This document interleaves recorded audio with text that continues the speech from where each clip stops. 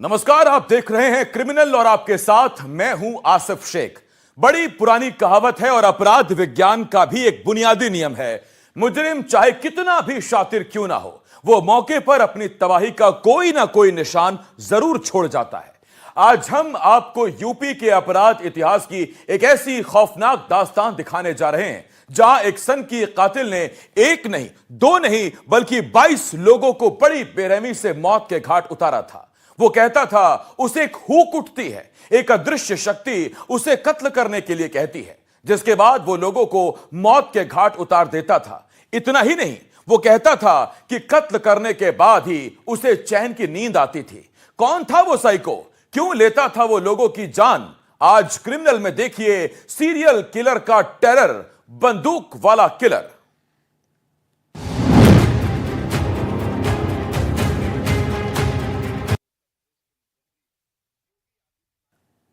उत्तर प्रदेश का रायबरेली जिला, इलाका फुर्सतगंज, साल 1998। ब्रह्मणी गांव और उसके आसपास के गांव में सूरज ढलते ही लोग अपने घरों में दुबक जाते थे, अपने घरों के किवाड़ बंद कर लेते थे। यह भगदड़, यह दहशत, यह खौफ अपनी जान बचाने के लिए था। फुर्सतगंज के आसपास के गांव में एक ऐसा साया घूम रहा था जो इंसानी शक्ल में शैतान था। एक ऐसा कातिल जिसकी ना तो किसी से दुश्मनी थी, ना जमीन का विवाद और ना ही पैसे का कोई लालच। वो आता था, सन्नाटे को चीरती हुई एक गोली चलाता था और पीछे छोड़ जाता था सिर्फ लाश और एक गहरी चीख। एक के बाद एक कुल 22 कत्ल। 6 साल तक पुलिस लाचार रही, कानून बौना साबित हुआ और गांव शमशान बनते रहे। इस खौफनाक सिलसिले की शुरुआत एक बेहद शांत गांव से हुई थी, जहां पहली बार एक बेगुनाह का खून बहा था।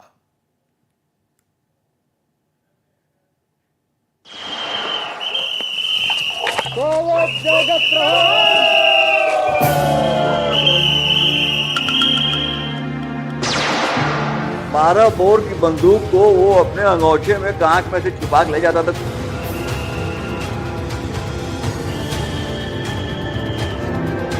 इसका मोटो बता रहा हूँ, इसका कोई रंजिश नहीं था। इसको सिर्फ मानसिक शांति मिलती थी कि आदमी खून का पिपासा था। उसको आंखों देखने से उसकी आंखों में अजीब से चमक रहती थी। साल 1998 से लेकर 2004 यानी 6 साल, यूपी के अमेठी जिले का फुर्सतगंज इलाका। ये वो वक्त था जब फुर्सतगंज और उसके आसपास के दर्जनों गांव के लोगों के दिन का चैन और रातों की नींद उड़ी हुई थी। एक ऐसा कातिल जिसकी किसी से कोई निजी दुश्मनी नहीं थी, जिसका लूटपाट से कोई वास्ता नहीं था। वो बस शाम ढलते ही निकलता था अपना शिकार ढूंढने। चारपाई पर सो रहे बुजुर्गों को निशाना बनाता था और एक सिंगल शॉट में उनका काम तमाम कर गायब हो जाता था। एक खास बात ये थी कि उसका शिकार बनते थे 50 साल के ऊपर के अधेड़ पुरुष। सुनसान इलाका और अचानक उस सन्नाटे को चीरती हुई एक आवाज, बस एक ही गोली और सब कुछ खत्म। ना कोई चीख, ना कोई पुकार, ना कोई छटपटाहट। उत्तर प्रदेश के रायबरेली और सुल्तानपुर की सरहद पर बसे गांव के लोग सालों तक सिर्फ एक ही खौफ के साए में जीते रहे कि अगली सुबह न जाने किसकी लाश मिलेगी। एक ऐसा बेरहम शिकारी जो दिन के उजाले में समाज के बीच बेहद साधारण बनकर रहता था। धार्मिक चोला ओढ़ता था, गहरे को गांव में कपड़े का कारोबार करता था, लेकिन जैसे ही अंधेरा छाता वो अपनी बंदूक लेकर इंसानी शिकार पर निकल पड़ता था। एक या दो नहीं, बल्कि एक के बाद एक कई कत्ल। दहशत का आलम यह था कि लोगों ने गर्मियों के दिनों में भी घरों के बाहर लेटना बंद कर दिया था। शाम ढलते ही लोग अपने घरों के किवाड़ मजबूत सांकलों से बंद कर लेते थे। 23 साल पहले एनडीटीवी की टीम उसी ब्रह्मणी गांव और सरवन गांव पहुंची थी, जब उस कातिल का आतंक था। लोग रात रात भर लाठी और भाले लेकर रात भर गश्त किया करते थे। पुलिस के पास इस सनकी का ना तो नाम था, ना ही कोई पता ठिकाना, ना कोई निशान था और ना ही कोई सबूत या गवाह। बस पुलिस की फाइलें मोटी होती जा रही थी। अज्ञात के खिलाफ केस दर्ज हो रहे थे, लेकिन कातिल का कोई सुराग नहीं मिल रहा था। इस वक्त हम खड़े हैं फुर्सतगंज के सरवन गांव में और मेरे पीछे जो घर देख रहे हैं वो सत्यनारायण साहू का घर है। लोग बताते हैं, जैसा उनके परिजन बता रहे हैं, कि सत्यनारायण साहू किसी काम से फुर्सतगंज बाजार गए थे। वहीं पर सारी शाम साइको किलर ने उनकी गोली मारकर हत्या कर दी। सत्यनारायण साहू उस शाम बाजार से लौट ही रहे थे कि अंधेरे में छिपे कातिल ने उन्हें अपना पहला शिकार बना लिया। परिवार आज भी उस मंजर को याद कर कांप उठता है। जब गोली चली तब किसी को नहीं पता था कि कोई दुश्मनी ना होने के बावजूद सत्यनारायण को क्यों किसी ने निशाना बनाया था। खाए पी के नीचे गए हैं यहाँ से। जी जी, फिर क्या हुआ? फिर क्या हुआ, जब बाजार से आए शाम को पता लगा कि 6 बजे मार डालेंगे। उसके बाद क्या हुआ फिर आप लोग? और उनका तो फिर लिहन जाए हुआ मार कहूँ बहा दी ने का जा हुआ कोलावे घर यहाँ उबे नहीं भाई कोलावे को है ये नहीं जो हमें तो कोलावे अभी हमारी नानी बिटिया साल 2 साल 3 साल की रही कोलावे जाए। सत्यनारायण साहू की हत्या के बाद पुलिस ने इसे आपसी रंजिश का मामला मानकर जांच शुरू की, लेकिन पुलिस की यह पारंपरिक जांच कातिल के इरादों के सामने नाकाम साबित हुई। साल दर साल बीतते गए और लाशों की गिनती बढ़ती गई। 1999, 2000, 2001 हर कुछ महीनों में एक नई लाश मिलती, लेकिन इस कातिल का एक बहुत ही अजीब, क्रूर और डरावना पैटर्न था। वो हमेशा 50 साल से ऊपर के बुजुर्ग या अधेड़ पुरुषों को ही निशाना बनाता था। निशाना भी ऐसा कि सीधे सिर या छाती पर 12 बोर की बंदूक से गोली मारकर उनकी जान ले लेता था। सबसे हैरान करने वाली बात ये थी कि वो हमेशा सिर्फ एक ही गोली चलाता था, उसे दूसरी गोली चलाने की जरूरत ही नहीं पड़ती थी। आज क्रिमिनल में हम आपको बताएंगे कैसे साल 2003 में एक जाबाज पुलिस अफसर की एंट्री ने इन बंद हो चुकी फाइलों को दोबारा खोला, कैसे नक्शे पर पिन लगाकर कातिल के दिमाग को पढ़ा गया और कैसे आखिर में 8 नवंबर 2004 की एक सर्द रात को इस सीरियल किलर के साम्राज्य का अंत कर दिया गया। बने रहिए हमारे साथ।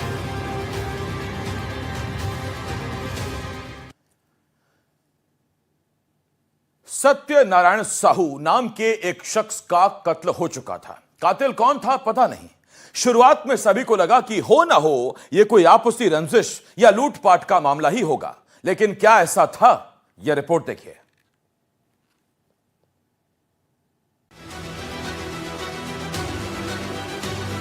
सत्यनारायण का कत्ल करने के बाद कातिल खुली हवा में घूम रहा था। उसके काम करने का तरीका बेहद शातिर था।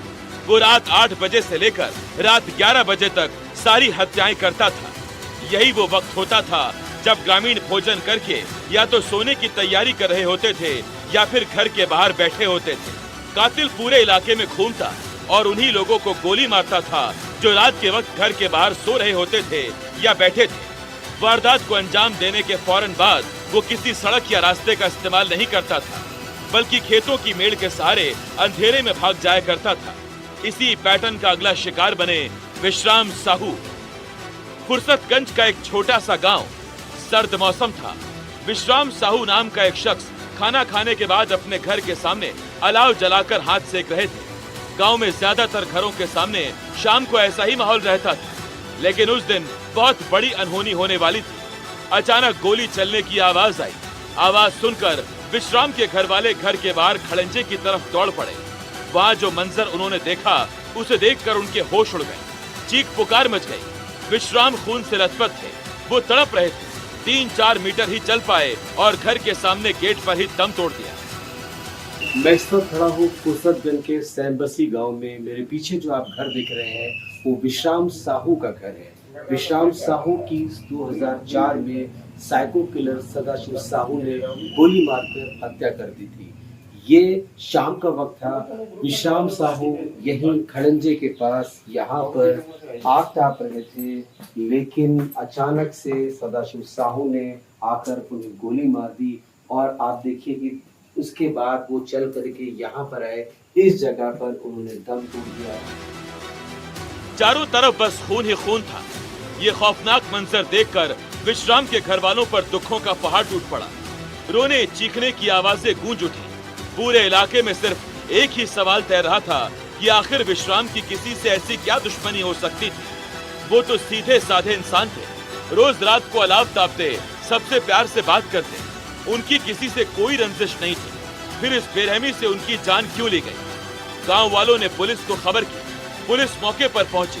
दरोगा ने अपनी नोटबुक खोली, पंचनामा तैयार किया और अज्ञात के खिलाफ हत्या के आरोप में मुकदमा दर्ज कर लिया गया। पोस्टमार्टम रिपोर्ट आई तो चौंकाने वाला खुलासा हुआ। जगदीश को बेहद करीब से किसी बंदूक से गोली मारी गई थी। गोली इतनी पास से मारी गई थी कि जिंदा बचने की कोई संभावना नहीं थी। शुरुआती दौर में पुलिस को लगा ये कोई आपसी रंजिश, पुराने विवाद या जमीनी रंजिश का मामला होगा। कोई नहीं जानता था कि ये तो सिर्फ शुरुआत थी, एक ऐसे खूनी सिलसिले की जो आगे चलकर दर्जनों परिवारों को हमेशा के लिए तबाह करने वाला था। पहले सत्यनारायण साहू और फिर विश्राम साहू की हत्या के बाद पुलिस फाइलें बंद भी नहीं कर पाई थी कि फुर्सतगंज और उसके आसपास के गांव में हत्याओं का एक ऐसा अंतहीन सिलसिला शुरू हो गया जिसने खाकी की साख पर सवालिया निशान खड़े कर दिए। एक के बाद एक साल के भीतर ही 3 से 4 और हत्याएं बिल्कुल इसी अंदाज में की गई। तरीका हर बार एक जैसा, शाम का वक्त या शाम ढलते ही गहरी नींद में सोया हुआ शिकार और सीधे सिर या छाती पर बंदूक से वार। ना कोई गवाह होता था, ना ही कोई सबूत। अब ये महज इत्तेफाक नहीं था। फुर्सतगंज के गांव में खौफ का ऐसा दृश्य साया मंडराने लगा था जिसने लोगों के दिन का चैन और रातों की नींद छीन ली थी। कुछ चश्मदीदों ने दबी जुबान में पुलिस को बताया कि उन्होंने वारदात के ठीक बाद अंधेरे की ओट में 2 सायों को भागते देखा था। एक लंबा और एक छोटे कद का आदमी जो अक्सर काले कपड़ों या बुरके जैसे अजीबोगरीब लिबास में नजर आते थे और पलक झपकते ही खेतों के रास्ते गायब हो जाते थे। दहशत इस कदर हावी हो चुकी थी कि उत्तर प्रदेश के इन गांवों की पूरी जीवन शैली बदल गई। फुर्सतगंज के कई गांव में लोगों ने बाहर सोना ही पूरी तरह बंद कर दिया। शाम ढलते ही घरों के दरवाजे बंद हो जाते। बुजुर्ग शाम के बाद घर से निकलने से डरने लगते थे। हालात ये थे कि पुलिस की टीमें आती, रजिस्टर में तारीख और समय लिखती, कार्रवाई का भरोसा देती और फिर लौट जाती। सालों तक ये खूनी लुका-छिपी चलती रही। कातिल हवा की तरह आता और खून की लकीर खींचकर अचानक कहीं अंधेरे में गायब हो जाता। स्थानीय पुलिस पूरी तरह बेबस नजर आ रही थी और फाइलों का अंबार बढ़ता जा रहा था। तो फिर कैसे शिकंजे में आए कातिल और कौन था वो सनकी जिसने लोगों का जीना दुश्वार कर दिया था? बताएंगे आपको अगली रिपोर्ट में। एक के बाद एक होती इन हत्याओं ने पूरे इलाके की सामाजिक और मानसिक स्थिति को हिलाकर रख दिया था। फुर्सतगंज के आसपास के 6 गांव में ऐसा खौफ पसरा कि लोगों ने इन गांव से नाता तोड़ना शुरू कर दिया। रिश्तेदारों ने आना बंद कर दिया और इन गांव के युवाओं की शादियां तक रुक गई थीं। सिर्फ दहशत का ही माहौल था पूरे गांव में। कोई घर से बाहर शाम को 6 बजे से निकलता नहीं। सबके गेट बंद हो गए, छत पे निकलते थे, न दरवाजे निकलते थे। हाँ, शादी ब्याह होने में भी दिक्कत होती थी, करने में दिक्कत करते थे। 1998 से लेकर 2004 तक यानी पूरे 6 साल तक पुलिस के पास हत्याओं के मामले दर्ज होते रहे। पुलिस रिकॉर्ड में एक एक करके 22 हत्याओं की फाइलें जमा हो चुकी थी। पुलिस ने इलाके में सुरक्षा बढ़ाने के लिए एक विशेष पुलिस चौकी भी स्थापित की थी। रात भर पुलिस की टीमें गश्त करती थी, लेकिन कोई खास फायदा हुआ नहीं। हत्याएं रुकने का नाम नहीं ले रही थी। कातिल पुलिस की हर रणनीति को नाकाम कर रहा था। जब लाशों की गिनती लगातार बढ़ने लगी और तत्कालीन सरकार तक इस खौफ की गूंज पहुंची, तो साल 2003 में इस बेहद पेचीदा और डरावने केस की जिम्मेदारी सौंपी गई तत्कालीन एएसपी यानी assistant superintendent of police BP Srivastava को। बीपी श्रीवास्तव जो बाद में एसएसपी रैंक से रिटायर हुए, उन्होंने इस केस को सुलझाने के लिए एक कड़क और वैज्ञानिक रणनीति अपनाई। उन्होंने पारंपरिक तफ्तीश से हटकर कातिल के मनोविज्ञान और उसके भौगोलिक पैटर्न को पढ़ना शुरू किया। वर्ष 2004 में मैं वहाँ पे नियुक्त था, तो पता चला साहब ये घटनाएं यहाँ पे तो है 5-6 साल से चल रही हैं। 12 बोर की गोली चलती थी, एक ही गोली मारता था हत्यारा और मार करके वो गायब हो जाता था। ये 4-5 गांवों के बीच में ही हो रहा था और कहीं नहीं था। उसी पॉकेट में हो रहा था। ब्राह्मणी वॉज द मेन विलेज। 4-5 दिनों में गश्त की संख्या कई गुना बढ़ा दी गई। एएसपी बीपी श्रीवास्तव ने सबसे पहले थानों के मालखानों और रिकॉर्ड रूम से पिछले कई सालों की धूल खाती फाइलें निकाली। जब उन्होंने साल 1998, 1999, 2000, 2001 और 2002 के कत्ल के मामलों को एक कतार में खड़ा किया तो कड़ियां खुद ब खुद जुड़ने लगी। तारीखें एक कतार में खड़ी होने लगी थी। हर 2-3 महीने में खून की एक नई लकीर खींची जा रही थी। नक्शे पर जब उन जगहों पर पिन लगाई गई जहां कत्ल हुए थे तो एक बेहद हैरान करने वाला पैटर्न सामने आया। फुर्सतगंज के 5 से 6 गांव के दायरे में ही एक के बाद एक ये सारे मर्डर हो रहे थे। श्रीवास्तव और उनकी टीम ने जब एक ही तरह और एक ही वक्त पर किए गए कत्ल के सारे मामलों की फाइलें एक साथ एक ही मेज पर रखी तो ये आंकड़ा 20 को भी पार कर गया। इस मामले में एक खास बात ये भी थी, कातिल ज्यादातर कत्ल गोधुली बेला के बाद ही करता था। इसी वजह से लोग उसे गोधुली किलर के नाम से जानने लगे थे। साल दर साल बीतते रहे। अब तक पुलिस के पास हत्याओं के 22 मामले दर्ज हो चुके थे। पुलिस ने वहां एक चौकी भी स्थापित की थी, लेकिन कातिल गिरफ्त से बाहर था। हत्याएं नहीं रुक रही थी। सबसे पेचीदा बात यह थी कि आरोपी की किसी भी मृतक से कोई रंजिश नहीं थी, इसीलिए शुरुआती तौर पर कोई संदिग्ध था ही नहीं। और बाद के अपराध में वो लगातार इसके साथ शामिल रहा। अब मोटर ऑपरेंडी देखिए, 12 बोर की बंदूक को वो अपने अंगोछे में कांच में से छुपा के ले जाता था, कोई देख नहीं पाता था, साइकिल जाता था और बाहर जो बुजुर्ग सोते हुए मिलते थे उनको एक गोली सीधे सिर पे या सीने पे वाटर जगह मारता था और वो काम उसका खत्म हो जाता था। तो ये इसकी पूरी कहानी थी। इसके मर्डर के बाद से कोई घटना हुआ मर्डर की हुई नहीं और ये पुलिस की अभूतपूर्व कामयाबी थी। इसका मोटो बता रहा हूँ, इसका कोई रंजिश नहीं था। इसको सिर्फ मानसिक शांति मिलती थी। इसको बोलते हैं कि आदमी खून का पिपासा था, मर्डर करने से उसको जो है एक अजीब सी मानसिक शांति मिलती थी। साल 2004 की एक रात कातिल के खूनी सफर का आखिरी पन्ना साबित हुई। इस बार वो सरवन गांव में एक और कत्ल को अंजाम देने पहुंचा था। इस बार उसका शिकार बना पंचम नाम का एक शख्स, लेकिन इस बार कातिल की किस्मत ने उसका साथ छोड़ दिया।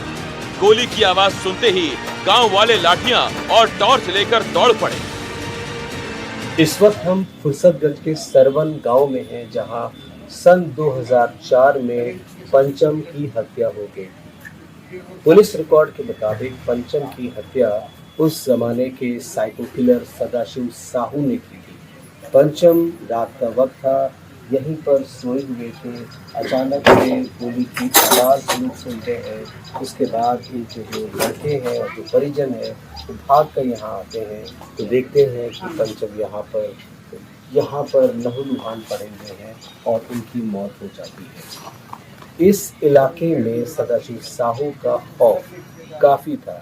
ऐसा माना जाता है कि लोग डर के मारे शाम 7 बजे के बाद घर के बाहर नहीं रहते थे। इस तरह का खौफ साइको किलर सदाशिव साहू का इस इलाके में था। 2004 में पंचम की हत्या कर दी गई थी, वो भी उन्हीं के घर के सामने। कातिल ने पंचम को गोली मारी, लेकिन इस बार गांव वालों की तत्परता की वजह से वो चारों तरफ से घिर गया। तब तक पुलिस भी खबर पाकर मौके पर पहुंच गई। भागने का कोई रास्ता ना देख वो पास ही बहने वाली नदी की तरफ भागा और खुद को बचाने के लिए नदी में कूद पड़ा। यही वो मोड़ था जहां से पुलिस को संधेरे मामले का पहला उजाला दिखाई दिया, यानी कातिल को पकड़ने की पहली उम्मीद। नदी में कूदने के बाद कातिल और उसका एक साथी तैरकर पार निकल गए और भागने में सफल रहे, लेकिन उसी दौरान गांव के ही एक शख्स ने उसे भागते हुए देख लिया था।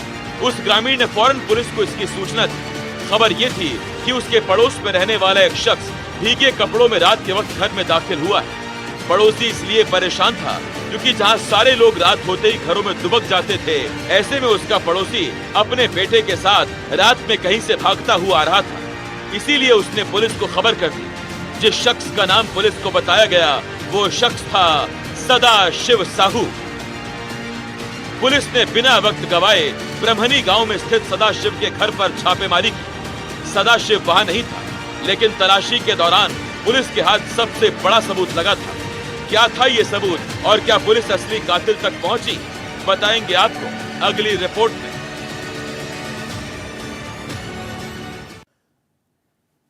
सदाशिव साहू पुलिस की गिरफ्त में आ चुका था, लेकिन जब उसकी असली पहचान और उसके घर से बरामद सामानों की जांच हुई तो पुलिस टीम भी हैरान रह गई।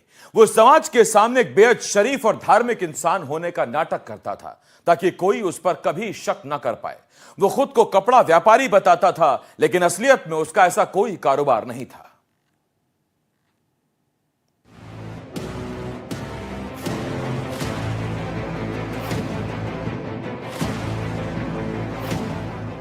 साल 2004 में पंचम की हत्या करने के बाद सदाशिव साहू और उसका एक साथी नदी पार कर दूसरे किनारे पर पहुंच गए थे, लेकिन पुलिस उनके पीछे लग चुकी थी। पुलिस सदाशिव साहू की दी गई जानकारी के बाद उसके घर तो पहुंच गई, लेकिन वहां सदाशिव नहीं मिला। वो फरार हो चुका था, लेकिन उसके घर से पुलिस को मिला एक बड़ा सुराग। उसमें लोगों ने कहा कि साहब एक आदमी इस घर के अंदर गया था, तो उस घर की तलाशी ली गई। घर की तलाशी ली गई तो घर की तलाशी में 12 बोर का एक बंदूक मिला, और वो बंदूक जब चेक किया गया तो बंदूक बल्ज था। तो बंदूक बल्ज तब होती है जब बिल्कुल गर्म हो और आप पानी में कूदे या पानी तो पड़ी हो तो बल्ज कर जाती है। तो वो एक तो सबूत वो मिला कि हम लोग इससे फायरिंग की है और इसे बल्ज हुआ है। ये फिर ये आदमी वहां नहीं मिला, ये और इसका लड़का दोनों जो है फिर शहर में भाग गए थे। शहर में हम लोगों ने इसकी तलाशी कराई अपने इंटेलिजेंस सोर्सेज से, और वो आदमी वहां गिरफ्तार हुआ, और गिरफ्तारी में इसने कबूल किया कि इसने हत्याएं इतनी की है। उस वक्त मामले की जांच कर रही टीम को लीड कर रहे बीपी श्रीवास्तव ने कहा कि हालांकि सदाशिव गांव वालों को बहकाने के लिए खुद को कपड़ा कारोबारी बताता था, पर वैसा था नहीं। तलाशी के दौरान घर से नकली बाल और दाढ़ी जरूर मिले थे। शायद वो गेटअप बदल कर हत्या करता था ताकि कोई पहचान ना सके। वो बेहद शातिर दिमाग का अपराधी था जो अपने असली चेहरे को पूरी तरह छिपा कर रखता था। इतना ही नहीं, वो धार्मिक किताबें पढ़ने का ढोंग करता ताकि समाज में उसकी छवि एक सीधे साधे और ईश्वर से डरने वाले व्यक्ति की बनी रहे। वो बहुत ही साधारण तरीके से रहता था, गमछे में बंदूक छिपा कर ले जाता था और फिर उसी से कत्ल करता था। कोई सोच भी नहीं सकता था कि धार्मिक किताबें पढ़ने वाला ये व्यक्ति रात में जल्लाद बन जाएगा। घर की जब तलाशी ली थी तो उसमें नकली दाल बाड़ी और जो दाढ़ी और मूछें और जो रामलीला में जो स्वांग करते हैं जो कलाकार जो है उस तरह की वेशभूषा इसके यहाँ मिली थी। तो उससे भी कोई चीज बहुत मिला नहीं, कोई पीला कपड़ा वपड़ा नहीं मिला था। तो ये था कि ये नकली दाढ़ी मूछ लगा करके रात में निकलता होगा ताकि ये इसको अपनी पहचान छुप सके, और कोई इसमें बात विशेष आई नहीं थी। जांच के दौरान एक और अहम पहलू सामने आया। सदाशिव इस खूनी खेल में अपने बेटे को भी शामिल करता था, लेकिन उसका बेटा किसी शौक या सनक की वजह से कातिल का साथ नहीं दे रहा था, बल्कि वो खुद अपने ही बाप के खौफ और धमकियों का शिकार था। जांच में सामने आया कि एक बार जब सदाशिव कत्ल कर वापस लौट रहा था, तभी उसके बेटे को उस पर शक हो गया। इसके बाद सदाशिव ने उसे धमकाया और कहा कि अगर वो उसका साथ नहीं देगा तो वो उसे भी गोली मार देगा। जब हत्याओं का कारण पूछा गया तो इसने सिंपल से एक बात बताई थी। इसकी एज उस समय करीब 65-70 के आसपास हो रही थी। सिंपल से कारण बताया कि साहब हमें मर्डर करने से बड़ी मानसिक शांति मिलती थी। तो एक साइकोपैथ किलर का, हालांकि इसका साइकोलॉजिकल टेस्ट तो नहीं हुआ था शायद, या बाद में हुआ तो नहीं जानता हूं मैं, लेकिन एक मानसिक बीमारी थी मर्डर करने की। और इसमें आश्चर्य की बात यह कि इसके साथ इसका लड़का भी शामिल था। जब लड़के से हम लोग पूछा तुम कैसे शामिल हो गए, तो उसने बताया कि साहब एक बार जब मेरे पिता मर्डर करके लौट रहे थे तो हम लोगों को शक हो गया, तो मैंने पूछा तो इसने अपने लड़के को धमकी दिया कि अगर तुम किसी को बताओगे तो तुमको भी गोली मार देंगे। जब पुलिस ने सदाशिव साहू से इन 22 हत्याओं की असली वजह पूछी तो उसके जवाबों ने यह साफ कर दिया कि वो एक गंभीर साइकोपैथ था। उसे किसी भी मृतक से कोई रंजिश नहीं थी, ना कोई आर्थिक लाभ था। उसका मकसद सिर्फ और सिर्फ अपनी मानसिक सनक को शांत करना था। पूछताछ में आरोपी ने बताया कि उसे कत्ल करके मानसिक शांति मिलती थी। उसने बहुत ही ठंडे दिमाग से स्वीकार किया कि अगर वो 2-3 महीने में कत्ल ना करे तो उसे बेचैनी होने लगती थी। उसकी ये बेचैनी तभी शांत होती थी जब वो 12 बोर की बंदूक से किसी बेगुनाह का खून बहा देता था। उसने कहा ऐसा करने के लिए उसे कोई अदृश्य शक्ति कहती थी। सदाशिव साहू वो साइको किलर जिसने 2000 से 2004 के बीच में 38 से ज्यादा हत्याएं की थी, लेकिन जब पुलिस ने उसे पकड़ा तो उसने केवल 22 हत्याओं के जुर्म को ही कबूल किया। जब उससे पूछा गया कि इन हत्याओं के पीछे की क्या वजह है तो उसने ये बताया कि जब तक वो खून नहीं देख लेता है उसे चैन की नींद नहीं आती है। इसके अलावा उसके पीछे कोई अदृश्य शक्ति थी जो उसे इन हत्याओं को करने के लिए उसे उकसा रही थी। सदाशिव साहू ने 1998 से 2004 के बीच किए सभी 22 कत्ल की बात कबूल कर ली थी। पुलिस ने मजबूत साक्ष्यों, बरामद बंदूक और गवाहों के बयानों के आधार पर चार्जशीट दाखिल की। अदालत ने उसे दोषी पाते हुए उम्र कैद की सजा सुनाई और उसे हमेशा के लिए जेल की सलाखों के पीछे भेज दिया गया। लेकिन वो साल था 2023, जब सदाशिव जेल की सलाखों के पीछे कैद था। ढलती उम्र कई बीमारियां लेकर आई और 22 लोगों को मौत के घाट उतारने वाले साइको किलर ने दम तोड़ दिया। इस तरह जेल में एक जल्लाद का अंत हो गया। एनडीटीवी के लिए गोरखपुर से अबरार अहमद के साथ रायबरेली से फैज अब्बास की रिपोर्ट।